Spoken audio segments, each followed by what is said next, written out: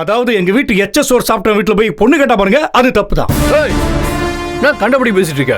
என்ன சார் பார்த்துட்டு சும்மா இருக்கீங்க? சப்போர்ட் பண்றீங்களா? கதிர்வேல, உங்க அண்ணன் ஒழுங்கா சாப்பிட ஆரம்பிச்சது எஸ்கேஆர் வீட்டுக்கு வந்த அப்புறம் தான். என்ன குணசேகரன், பழைய வரலாறுலாம் சொல்லவே இல்லையா தம்பிக்கிட்ட? இல்ல தெரியாத மாதிரி நடிக்கிறானா உன் தம்பி? தம்பி கதிர்வேல, உங்க அண்ணன் உடம்பு வளர்த்தது எஸ்கேஆர் வீட்டு சோர்ல தான். ஏய், எஸ்கேஆர் எனக்கு என்ன ஓசில சோறு போட்டானா? மாடு மாதிரி உழைச்சிருக்கேன். இங்க பாரு, இன்னைக்கு சொல்றேன்டா, என் உழைப்புல தான் உங்க அண்ணன் முன்னேறினா. என்ன உன் உழைப்புல எங்க அண்ணன் முன்னேறினாரா? ஏய், பரம்பரை பணக்காரங்கடா நாங்க, அது இந்த உலகத்துக்கே தெரியும். பச்சை பொய் சொல்ற நீ எங்க முன்னாடி? சார் இப்படிதான் சார், கூளை கும்பிட்டு போட்டுக்கிட்டு விஸ்வாசி மாதிரி காமிச்சுக்கிட்டு உதவுனவங்க காலையே வாரி விட்டு இந்த லெவல்ல வந்து உட்காந்துருக்கா சார். சார் அது மட்டும் இல்லை சார், சொந்த அப்பத்தாவே காசுக்காக கொலை பண்ண பார்த்துருக்காங்க சார். யாருக்கு அனாவசியமா பேசுறவெல்லாம் வச்சுக்காத சார். இவங்களெல்லாம் நான் வேற மாதிரி டீல் பண்ணிட்டு போயிட்டே இருப்பேன். எனக்கு அது பெரிய விஷயமே இல்லை. ஆனா சட்டத்தை மதிக்கிறதுனால நான் உங்க முன்னாடி உட்காந்துருக்கேன். சார் நீங்கள் 2 பேரும் கொஞ்சம் வெளியில் இருங்களேன். அருணும் கதிர்வேல் மட்டும் இங்கே இருக்கட்டும். நான் என்னன்னு விசாரிச்சுக்கிறேன், நீங்கள் வெளியில் வெயிட் பண்ணுங்கள்.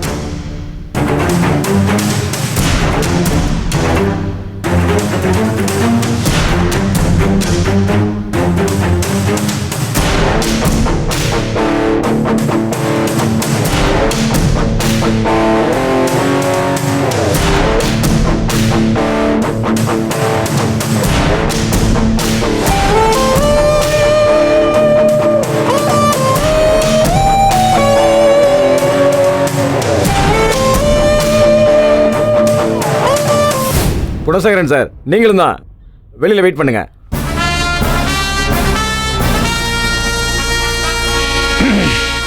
தராசு மாதிரி நடுவில் நிற்கணும் சார். என்ன ஒரு பக்கம் சாயுது? ஒரு பக்கமாக தான் சாயும். பின்ன உங்கள் தம்பி அவங்க தம்பி அடிச்சிருக்கிறான். நியாயமாக பார்த்தா கேஸ் எழுதி அவனை உள்ள தூக்கி போடணும். ஒரு பொண்ணோட வாழ்க்கை சம்மந்தப்பட்டிருக்குன்னு இவ்வளோ தூரம் யோசிச்சு பேசிக்கிட்டு இருக்கேன். சொல்லுங்கள், வேணா கேஸ் எழுதிடலாமா? எழுதுங்க, எனக்கு என்ன, எதை வேணாலும் எழுதுங்க. இவன் கொஞ்சம் கோவக்காரன், பார்த்துக்குங்க. அதெல்லாம் நாங்கள் தட்டி கொடுத்து பார்த்துக்குறோம். போங்க, பார்த்து பத்திரமா இருங்க. போங்க. யோ, அந்த வீடியோ எடு.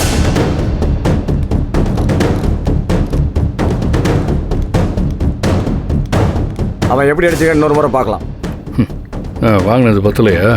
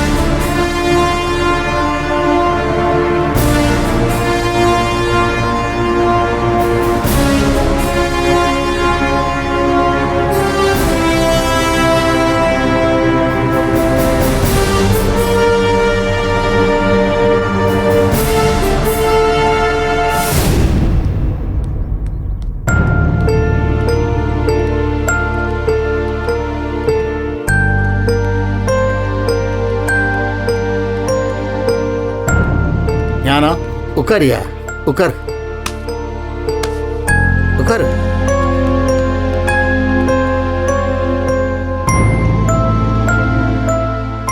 சொல்லுங்க மாமா. ஞானம், உன் அண்ணனை உன் குடும்பத்துக்கு தெரிஞ்சதை விட, இந்த ஊர் உலகத்துக்கு தெரிஞ்சதை விட அவனை பல கோணங்களில் எனக்கு தெரியும்ப்பா. நான் தான் அவன் சின்ன வயசாக இருக்கும்போது ஒரு டீ கடையில் வேலைக்கு சேர்த்து விட்டேன். வேலைக்கு சேர்ந்த 3ஆவது நாளே, மாமா நானும் தனிக்கடை போட்டு ஒரு முதலாளியாக போகிறேன்னு சொன்னான். நான் சொன்னேன், சொந்த காலில் நிற்கிறது தப்பு இல்லைடா, உனக்கு என்ன அனுபவம் இருக்குன்னு கேட்டேன். அதுக்கு அவன் என்ன சொன்னான் தெரியுமா? நாம எதுக்கு மாமா அடுத்தவனுக்கு உழைச்சி கொடுக்கணும், நம்மளே முதலாளி ஆயிட வேண்டியதானேன்னா. நீ முதலாளி ஆகி தனிக்கடை போட்டனா உன் கடைக்கு யாருடா வருவான்னு கேட்டேன். வேலைக்கு சேர்ந்த 2-3 நாள்லே நான் நிறைய வாடிக்கையாளர்கிட்ட சொல்லிட்டேன், நான் தனிக்கடை போட்டால் வாங்கன்னு கூப்பிட்ருக்கேன், அவங்கெல்லாம் வந்துடுவாங்க அப்படின்னு சொன்னான். எதுலேயுமே கொஞ்சம் அவசர புத்திக்காரப்பா. வேலைக்கு சேர்த்து விட்டதுக்கப்புறம் வேலையை கற்றுக்காம வெளியில் வரதெல்லாம் தப்புன்னு அவனுக்கு தோணலை. சரி, மேலே வரணுங்கிற வெறியில தான் இப்படிலாம் செய்கிறான், குடும்பத்தில் உள்ளவங்கள பயக்க மாட்டான், உறவுக்காரங்கிட்டையாவது அன்பாக இருப்பான்னு நினச்சேன். அதையும் செஞ்சாப்பா உன் அண்ணன். அவன் நல்ல வசதி ஆனதுக்கப்புறம் ஒரு நாள் ஆஸ்பத்திரி செலவுக்கு பணம் தேவைப்படுதுன்னு கேட்க போனேன். 2 நாளில் திருப்பி தந்துடுறேன்னு சொன்னேன். இல்லை மாமா, என்கிட்ட பணமே இல்லை, வந்தால் பார்க்கலாம்னு சொல்லிட்டான். சரின்னு நானும் வந்துட்டேன். தோளில் போட்ட துண்டை அங்கனக்குள்ளே மறந்துட்டு வந்துட்டேன். அதை எடுக்கலாம்னு உள்ளே போனா அப்போ அவன் சொன்ன வார்த்தையை கேட்டு நான் ஆடி போயிட்டேன். ஞானம், அவன் என்ன சொன்னான் தெரியுமா? என் மாமன் ஒரு தரித்திரம் பிடிச்சவன், அவங்ககிட்ட உள்ள பழக்க வழக்கத்தெல்லாம் குறைச்சிக்கிடணும், நாம் பழகிறதெல்லாம் லட்சாதிபதிகளாக இருக்கணும், அந்த லட்சாதிபதிகிட்ட பழகிக்கிட்டு இருக்கும்போதே ஒரு கோடீஸ்வரன் கிடைச்சா லட்சாதிபதியை ஏறி மிதித்து போய்கிட்டே இருக்கணும் அப்படின்னு பேசிக்கிட்டு இருந்தான். சரி, நம்மளை விட்டு தெல்லு, அவன் குடும்பத்தோடையாவது சந்தோஷமா அந்நிவன்யமாக இருப்பான்னு நினச்சேன். அவன் அங்கேயும் இல்லை. அவன் தம்பி, தங்கச்சி, அம்மா எல்லார்கிட்டையுமே தான் தோன்றி தனமா தாப்பா நடந்துக்கிட்டு இருந்தான்.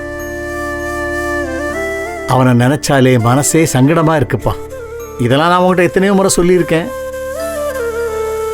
உனக்கான வாழ்க்கையை நீ வாழணும்ப்பா. உன்னை நம்பி ஒரு பொம்பளை பிள்ளை வந்திருக்கு, உனக்குன்னு ஒரு பிள்ளையும் இருக்குன்னு எத்தனையோ தடவை சொல்லியிருக்கேன். எங்க என் பேச்ச கேட்ட? என்ன கேலியும் கிண்டலுமா தானே பார்த்த? காலப்போக்கில் குணசேகரம் ஒவ்வொருத்தருக்கும் உணர்த்திக்கிட்டு தான் இருக்கான். உங்க அண்ணனுக்கு கிடைச்ச வசதி வாய்ப்பெல்லாம் கால நேரம் அவனுக்கு சாதகமாக இருக்கும்போது கிடைச்சிது. அதை அவன் அடுத்தவங்களை நோகடிக்கிறதுக்கு பயன்படுத்தினான் பாத்தியா? அதுக்கான பலன் அவன் அனுபவிச்சே தீரணும். கர்மா யாரையும் விட்டு வைக்காதுப்பா. நான் ஏன் இப்படிலாம் பேசுறேன்னா, காரணம் அவனோட குணம்.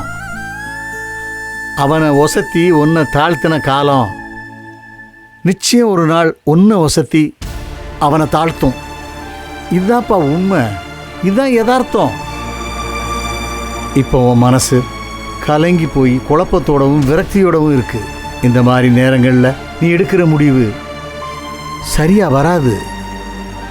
கொஞ்சம் அமைதியாயிரு, காலம் பதில் சொல்லும்.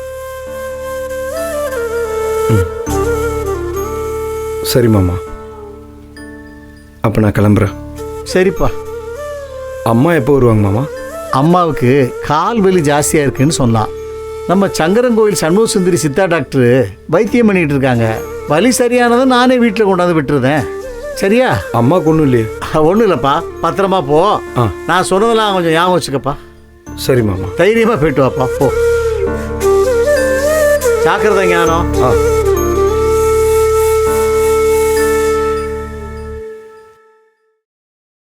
இத குடி. நீ முடியல, நீ வேண்டாம், நீ ஒரு மாதிரி வாமிட் வர மாதிரி இருக்கு. நீ வாந்தி எடுக்கணும்னு நினைச்சாலும் எடுக்க முடியாது, உள்ள ஒண்ணும் இல்ல. டியூபை போட்டு எல்லாத்தையும் வெளில எடுத்துட்டாங்க. அது டியூப் எல்லாம் போட்டதுனால ஒரு மாதிரி இருக்குமே தவிர, ஆனா சத்துலாம் குறைஞ்சிருக்கும் உடம்புல. ஏதாவது சாப்பிட்டுட்டே இருந்தாதான் தெம்பு வரும். நாளைக்கு பழைய மாதிரி ஓடி ஆட முடியும். இந்தா, எனக்கு எதுவும் வேண்டாம். இங்க பாரு, டாக்டர் ஸ்ட்ரிக்டா சொல்லிருக்காங்க 1 மணி நேரத்துக்கு ஒரு தடவை ஏதாவது சாப்பிட்டுட்டே இருக்கணும்னு. ஜூஸியாவது குடி, கொஞ்சம் குடி. இந்தா.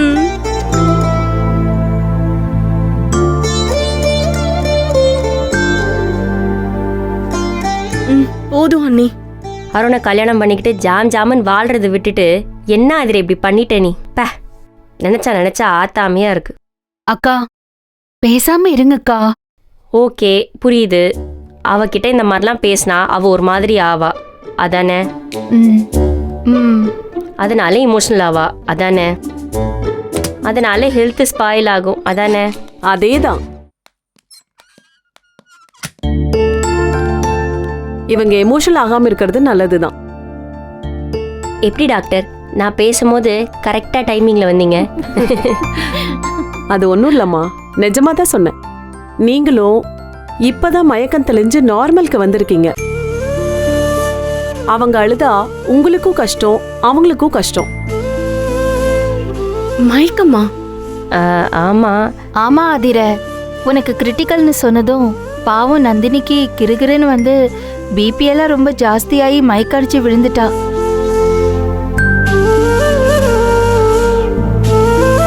வெல்லாவி, ஏ ஐம் ரியலி சாரி. ஏ திரும்ப ஆரம்பிச்சிட்டியா நீ? எனக்கு எனக்கு ஒரு மாதிரி கில்ட்டா இருக்கு இதெல்லாம் ஃபேஸ் பண்ணவே. இங்க பாரு, டாக்டர் வந்திருக்காக, உன்னை செக் பண்ண வந்திருக்காக. அவங்க போனதுக்கு அப்புறமா என்ன வேணா ஃபீல் பண்ணிக்காக. சாரி. விடுங்கறல்ல. நீங்க பாருங்க டாக்டர்.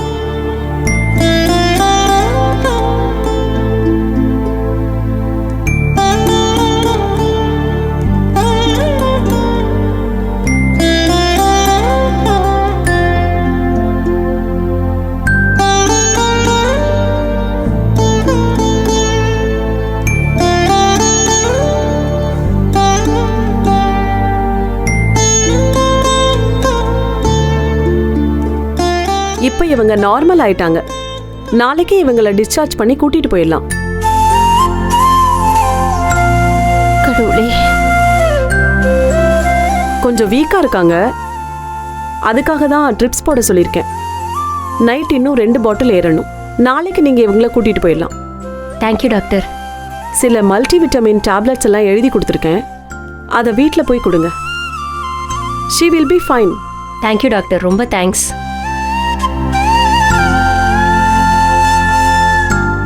ஆதிரா, உங்களுக்கு ஒண்ணுன்னா பதறி போற அண்ணிங்க இருக்காங்க. உங்களை கட்டிக்க போறவரும் நல்லவரா இருக்காரு.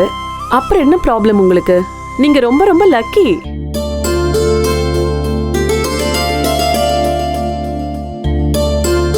இந்த காலத்துல கூட பிறந்தவங்களே கண்டுக்காம இருக்காங்க. ஆமா டாக்டர், எல்லாரும் கல் நெஞ்சக்காரங்களா இருக்காங்க. ஆனா சிஸ்டர் இன்லாவா இருந்தாலும் எல்லாருமே பதறி போயிட்டாங்க. அப்படியெல்லாம் ஒன்றும் இல்லை டாக்டர்.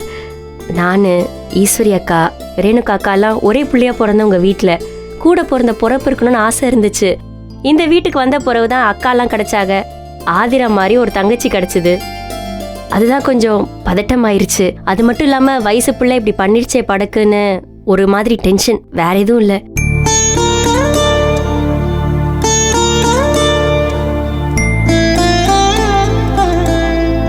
எல்லாம் சரியாயிடுமா, டோன்ட் வரி.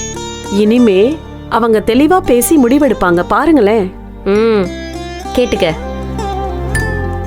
என்ன ஆதிரை செல்வி? ஐயா, ஆதிரை செல்வின்னு கூப்பிடாதீங்க. அவளுக்கு ஆதிரன்னு கூப்பிட்டாதான் பிடிக்கும்.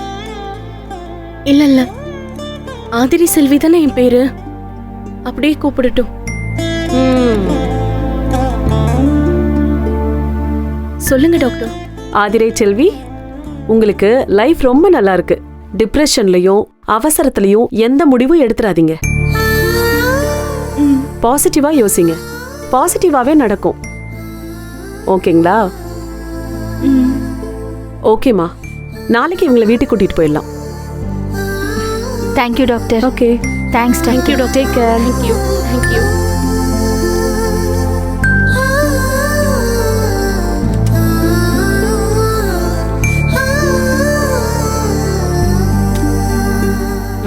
இந்தா.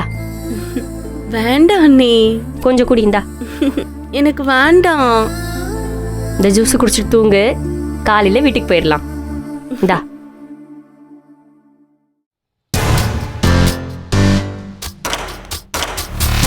ஆமாண்ணே, உங்களை நான் பேசிட்டே இருந்தேன். அருண் வந்து நான் கிளம்பிட்டேன். கவலைப்படாதீங்கண்ணே, அவங்களெல்லாம் நாங்கள் வேறு மாதிரி பார்த்துக்கலாம். அண்ணே, நீங்கள் எதுவும் கவலைப்படாதீங்க, நான் பார்த்துக்கிறேன்னு சொன்னல. Everything will be all right. நான் பார்த்துக்கிறேன். ஓகே. என்னாச்சுண்ணா? ஒன்றும் இல்லைடா, உள்ளே விசாரிச்சுட்டு இருக்காங்கல்ல, அது அண்ணன்கிட்ட சொன்னேன். என்ன அரசு பயந்துக்கிட்டு கூட ஆளுகளை கூட்டு வந்திருக்க போல? உன்னை பார்த்து எனக்கு என்ன பயம்? எங்கள் வீட்டில் எங்கள் காலடியில் கடந்த பாயலுங்களை பார்த்து பயப்பட வேண்டிய அவசியம் எங்களுக்கு இல்லை. ஆமாம், இதையே சொல்லிகிட்டே தெரியும். பார்த்தாலே தெரியுதே, படைகளை பார்த்தாலே ஆளுகளும் மூஞ்சிகளும். இவங்க தானே காரை வழிமறிச்சு நின்னவங்க. ஆ, விட்டா அப்படியே 2 பேரையும் ஏற்றி தூக்கியிருப்பேன். தப்பிச்சிட்டியே, பொழைச்சி போங்க. உள்ளே என் தம்பி பேசுனதை பார்த்தீங்கள போலீஸ் முன்னாடியே, அது மட்டும் வெளியே வந்தான்னு வையன், உங்கள் எல்லாரையும் பீஸ் ஆக்கிடுவேன். பார்த்தேன். முதல்ல அவன் போலீஸ்க்கு பதில் சொல்லிட்டு வெளியில் வரட்டும், அப்புறமா பேசிக்கலாமா? ஏய் போயா, நான் பார்க்காத போலீஸா? இந்த இம்பிட்டு பயிலேருந்து மதுரையில் போலீஸை பார்த்து வாழ்ந்துருக்கேன். ஆமாம், நீங்கள் ஏரோப்ளானில் போய் அமெரிக்காவில் இங்கிலீஷ் படிக்கிறவங்க, நாங்கள் அப்படி கிடையாது. மதுரை லோக்கல் என்னன்னு எங்கள்கிட்ட தான் தெரிஞ்சுக்கணும், தெரியுமில்ல? இந்த மாதிரி ஆளுகளை கூட வச்சுட்டு வண்டி ஓட்டிட்டு தெரியுறாங்க. பேசி முடிச்சிட்டியா? பொருள் பேச வேண்டியிருக்கு. பேசு. ஆமாம், உங்கள் அண்ணன் எஸ்கேருங்க ஆளை காணா, கம்ப்ளைண்ட் கொடுத்துட்டு உங்கள் அண்ணி முந்தானை பிடிச்சிட்டு அப்படியே ஒதுங்கிட்டானே. ஏய் குணசேகரன், உனக்கு அவ்வளவுதான் மரியாதை. இன்னொரு வார்த்தை பேசுன பகுந்துடுவேன். எங்க அண்ணன் பத்தி பேசுவாடா? ஏய் மூடுறா வாய. உங்க அண்ணனை பத்தி எனக்கு நல்லா தெரியும். நான் நெஞ்சோரா இருக்கிற ஆம்பளை, உங்க அண்ணன் வேட்டி எடுத்த பொம்பளை.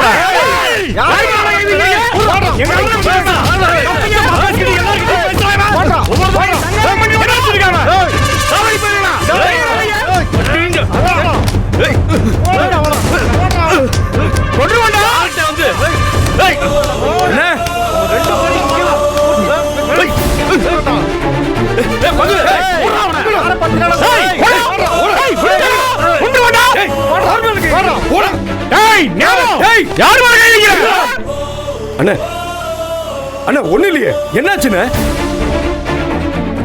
கொண்டு வாடா. அண்ணா என்ன தனியா அரசு என்ன ஏன் அண்ணன் மேலே கை வைக்கிறியா? டேய் உங்க அண்ணன் என்ன பண்ணான்னு தெரியுமாடா? அவனை நான் என்ன வேணா செய்வேனா? டேய் அவர் என்ன வேணாலும் பண்ணிட்டா, என்ன வேணா பண்ணிட்டோம். 4 பேரை வச்சுக்கிட்டு அண்ணன் மேல கை வச்சிருவாடா நீ? வெப்படா. அண்ணன் மேல கை வைப்படா. போடா. யார் மேல கை வைக்கிற? ஏய் அடிங்க. அடிங்க. அடி. ஏய் 4 பேர் இருந்துட்டா என்ன? ஏய் அடி பண்ணி சாரா. யார் மேல கை வச்சிருக்கா? ஏய் அடிடா. போடா. போடா. ஏய் அடிங்க போடா. அவரே குளிச்சுக்கறடா. ஏய் போடா. ஏய் போடு. அடி பண்ணி சாய். ஏய் ஏய் ஓனா நீ கூட உண்டலன்னு பண்ணறடா. இருக்கீங்க. ஏய் யார் மேல கை வச்சீங்க?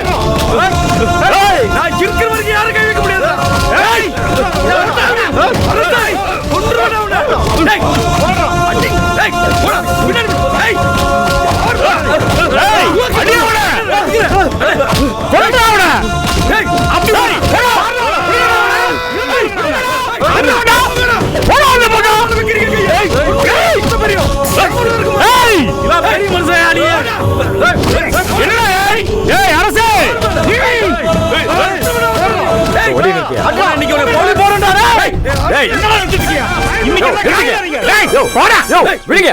எஸ்பி ஆபீஸ்ல வச்சு பிரச்சனை பண்ணிட்டு இருக்கீங்க. என்ன நினைச்சிட்டு இருக்கீங்க? என்ன பெரிய ஆளுங்கிறதுனால ஆக்சிடென்ட் இருக்க மாட்டேன்னு நினைச்சிட்டு இருக்கீங்களா? தூக்கி உள்ள போட்டுரும், ஜாக்கிரதை. என்ன குணசேகரன், உங்க வேலையை மறுபடியும் ஆரம்பிச்சிட்டீங்களா? ஜாக்கிரதை. கருணாகரன் சார், எல்லாம் கிளியர் பண்ணுங்க. ஓகே சார், மினிஸ்டர் வெயிட்டிங்ல இருக்காரு. ஓகே கருணாகரன், இமிடியேட்டா எல்லாரையும் கிளியர் பண்ணுங்க. சத்தம் போடாம எல்லாம் கிளம்புங்க. கிளம்புடா. போ போ போடா. கிளம்பு. போங்க போங்க. போயா, கிளம்பு. என்ன என்ன போங்க போங்க. என்னடா விடுப்பா. ஹலோ மிஸ்டர் குணசேகரன், இத்தனை நாள் எங்க அண்ணங்க சொன்னனால தான் அமைதியா இருந்தேன். No more second thought. உங்களுக்குலாம் பிடிக்குதோ இல்லையோ உங்க தங்கச்சியை நான் தான் கல்யாணம் பண்ணுவேன்.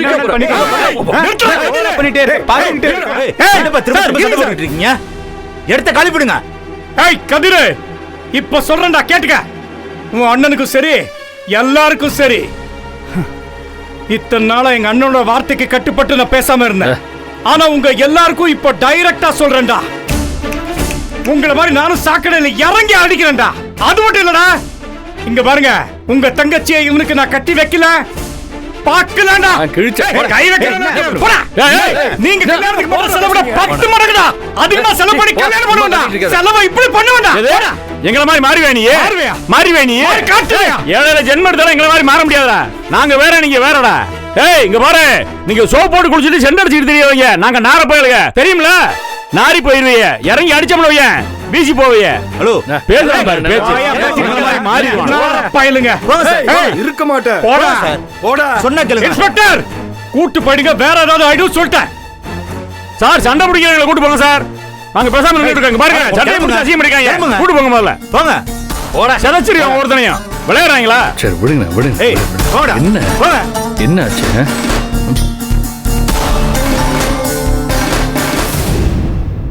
ஏ ஞானம், ஞானம், ஏய் ஞானா நில்றா. டேய் நில்றா. ஏய் அண்ணன் கூப்பிடுறேன் நில்றா. அண்ணா என்னண்ணே என்ன ஆச்சு? அண்ணா என்ன ஆச்சு? சட்டையை பிடிச்சாங்கடா காவலி பயலுங்க. எவன்? ஏய் யாரு எங்க இருந்து ஞானம் எங்க இருந்து வந்தானே தெரியல. உள்ள பூந்து அவன் தாண்டா வந்து எல்லாத்தையும் அடிச்சான்.